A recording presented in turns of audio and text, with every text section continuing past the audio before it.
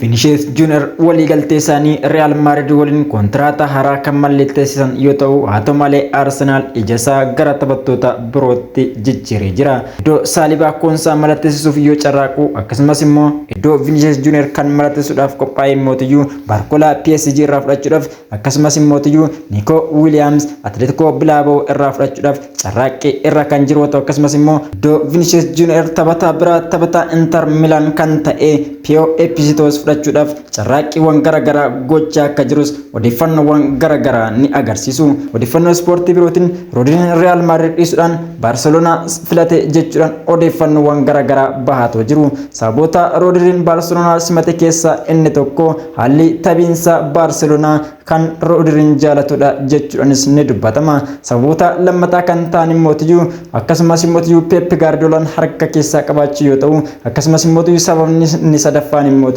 Rodriin taphattoota Spain waliin taphachuuf fedha akka qabuu fi akkasumas taphattoonni Spain 8 Barcelona keessa taphachuun Rodriin Barca akka simatu taasisee jira.